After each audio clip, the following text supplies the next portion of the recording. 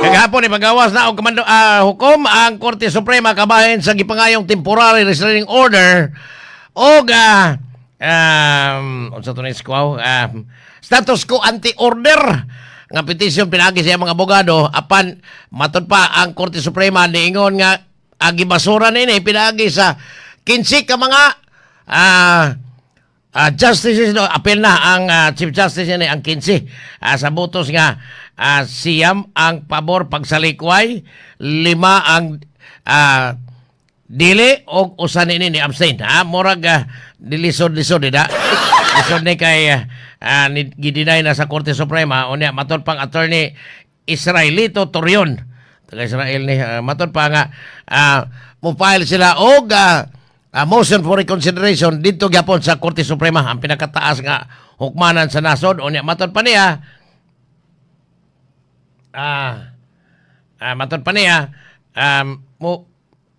si Senador Bato de la Rosa lahi gyud ang giingong fugitive or pugante sa Tagalog sa ato di man gini pugante ay kay kanang pugante kanang nakapuga ba gikas presuhan pero matod pa attorney Israeli Tutorion nga dili gini kuan ay dili gini siya ingong pugante kay wa man siya mapriso sukad mati nagtago-tago lang nagtago-tago lang dili kay pugante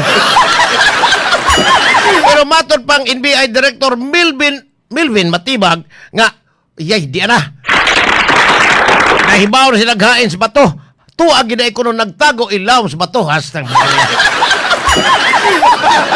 oya gina mo gina nakangilan kinahibaw na sila o niya matod pa nga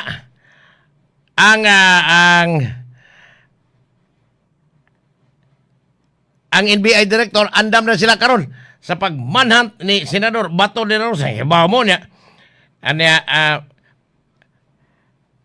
Magmanhunt pa mo. Matod pa ni Attorney Palmer Malyare nga mo ay tigpamutmot sa NBI. Diin matod pa nga andam gyud sila kayoy nga ilang imanhunt na ang senador nga giingong pugante. Hasta nga, grabe ha sa termino. Pugante!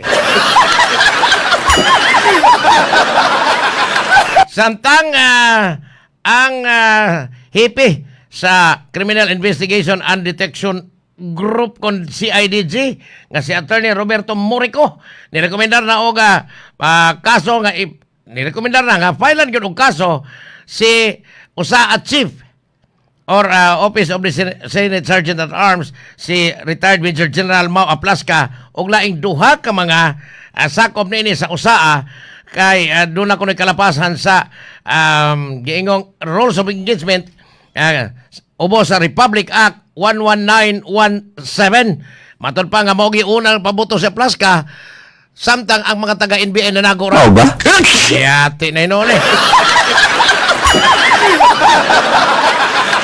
matod pa sa tigpamutmot sa Malacañang nga si Attorney Claire Castro. Tigpamaba. Nga matod pa ni Mando na kuno ang iyang presidente. Bangag ba?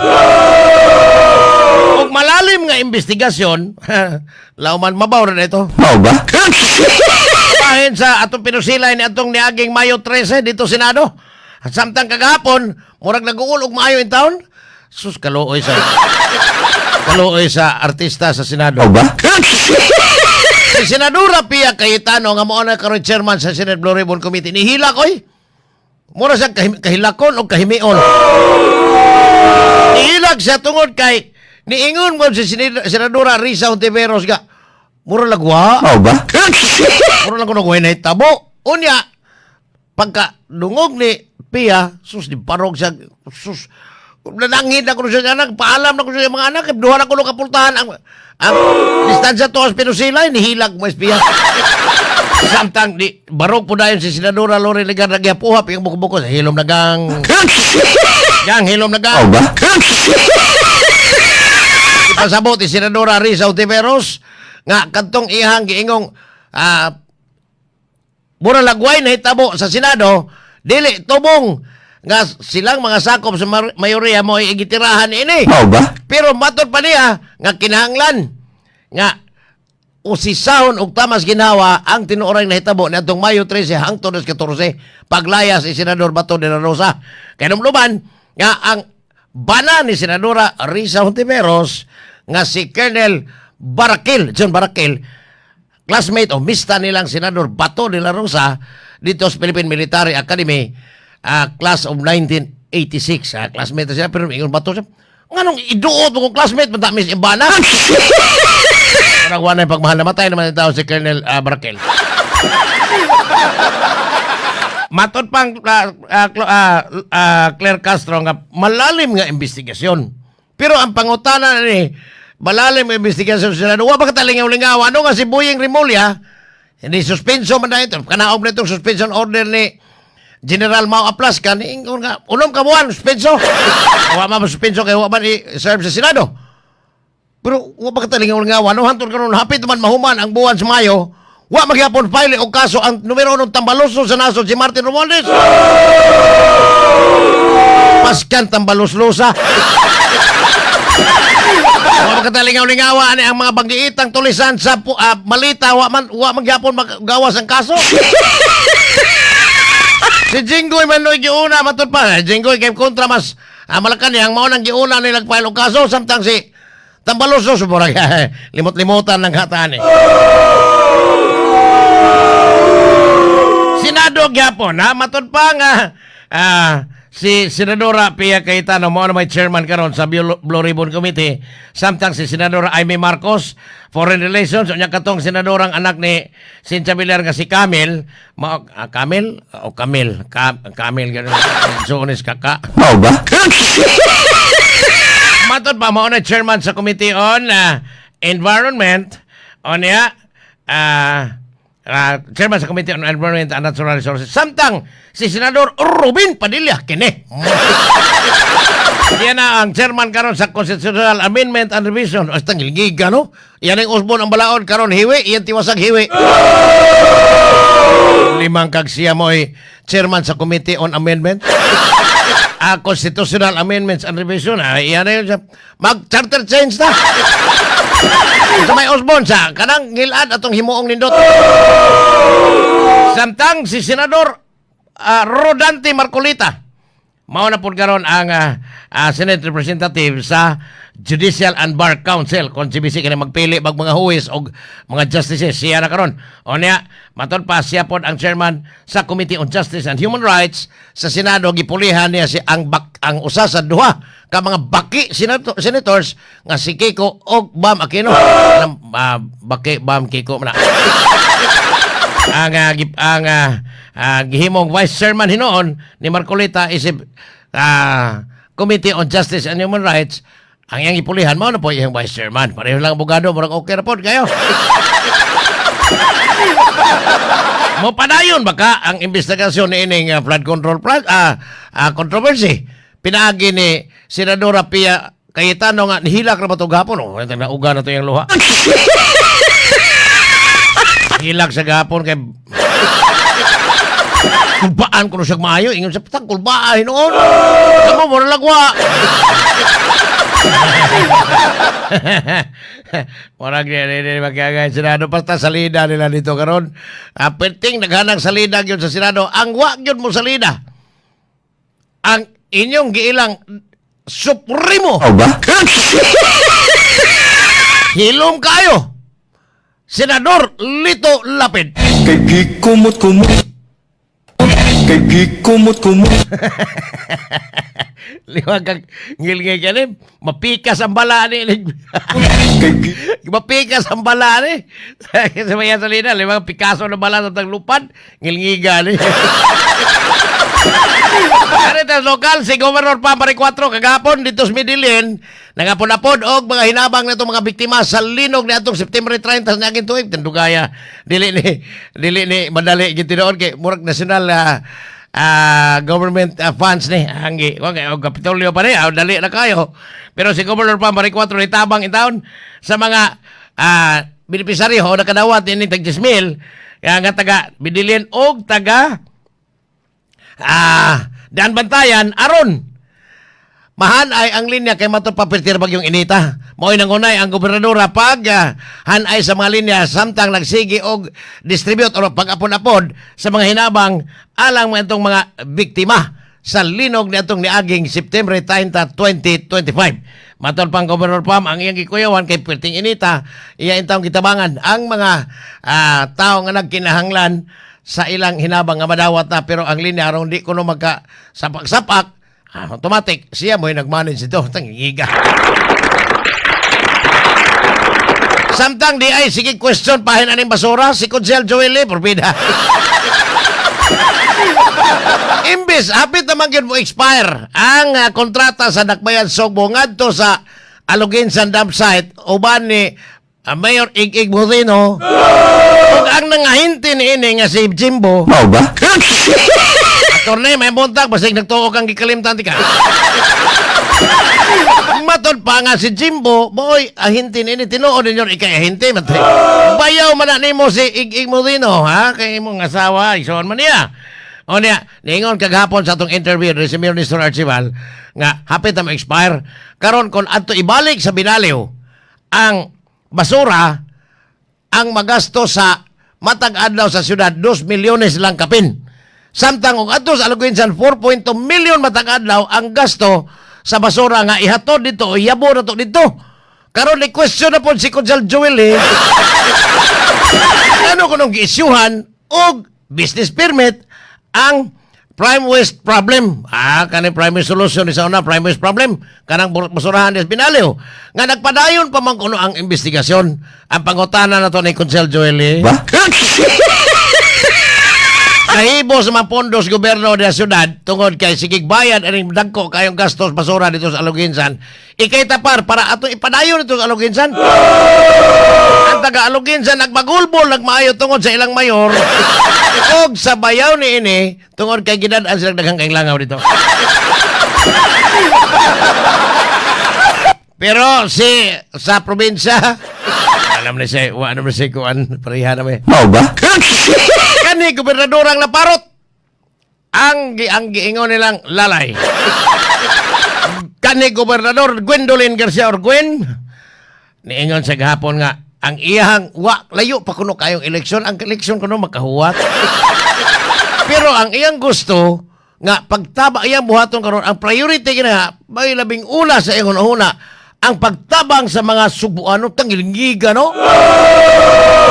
Pinagi na ito iyang busog-busog program o katong suri-suri sugbo o katong pasigarbo mo ay iyang itabang mao ba ni madam? Tangilngiga ang tuloy nga matod pa suri-suri sugbo is the best tabang. Naloko na. 256 million para sa pasigarbo tabang na.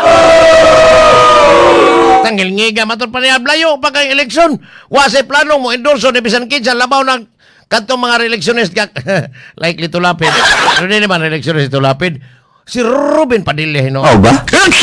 Ano mo Ruben, yati na. Matod pa ni Gwen nga ang iyang focus karon pagtabang ra yun sa mga Subuanon nga nagkalisod-lisod, hagbay ang kalisod, kani adtop samot gito sa una kay perting lisura kay ultimong dagom sa mga tambalanan, hurot permi. Mao ba? Na dito sa una, matay karon ayahay ng taga-lalawigan Sugbo kay simbakog doon ay mga balatian atos mga district o provincial hospital libre. Kani adto ay doktor, way nurses o dagom lang gani. Ino nga palit ato butika. Mao ba? Karon kompleto na sa mga kagamitan ang mga tambalanan sa lalawigan sa Sugbo, both district o provincial hospital. Unya, mo ni tabang ni Manang. Mao ba? Mo ni tabang ni Gwen kani adto ino nakapagtuom diha nyor.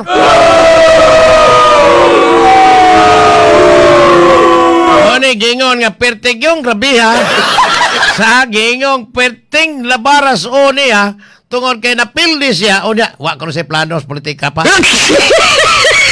Usas na pilihan matod pas nguming ko katugyang unggoy dance niya kay pertig yung pagkabati mo po na hinungdan nga ang iyang kaatbang na syudad napildi si Mike Rama tungod po atong iyang kantang piti sa pagkangilara.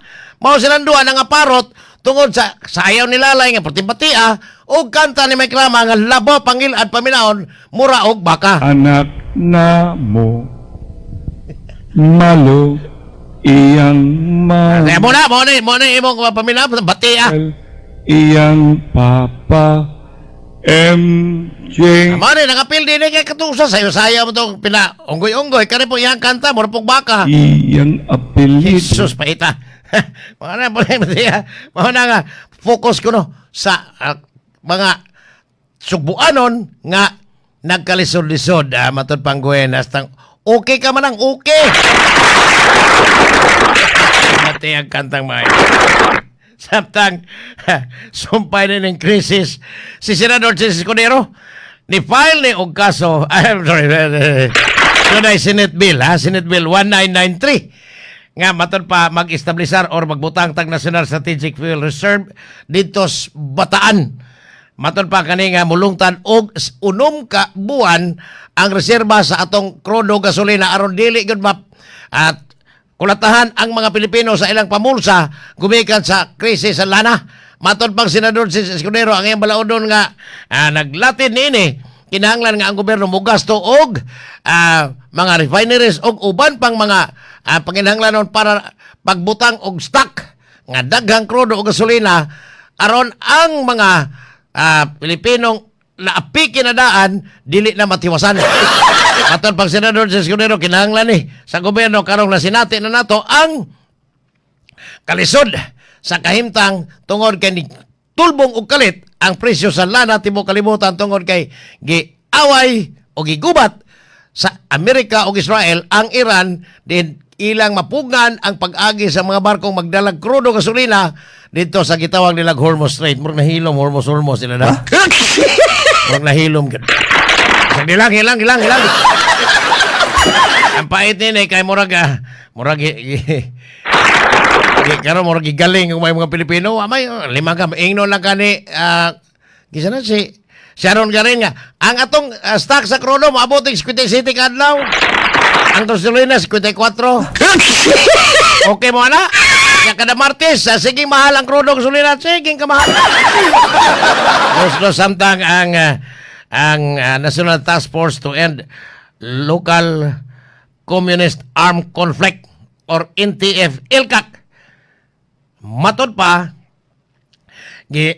pasuwat ini sampai ka tinuod kay wa para ba gyud mo pagawas ang sundao ni matod pas karapatan or sa kabataan party list nga ang mga ginikanan di ato ni Franz Dingding katubitong batan-on intawong na igo sa enkwentro dito lungsod sa Kawayan Negros Occidental matod pa nga gipost sa ilahang social media ang gingong suwat sa amahan atong bataa nga hinganlan og Romulo og Rica Dingding mo iyang mga ginikanan nga niingon nga di lang nila i-claim ang patanglawa sa ilang anak unya instead nga si Kapitan Kili Quijada lang diha sa Capitol Site itong higala niya nga mo'y kontakon sa Kawayan LGU para ipalubong ang ilang anak.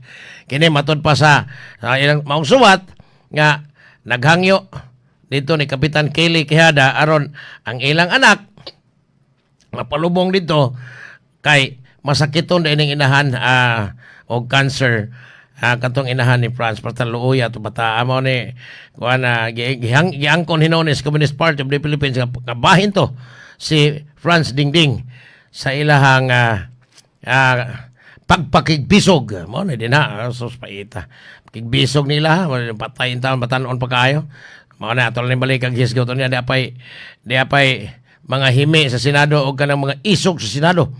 Ato po ning hisgutan.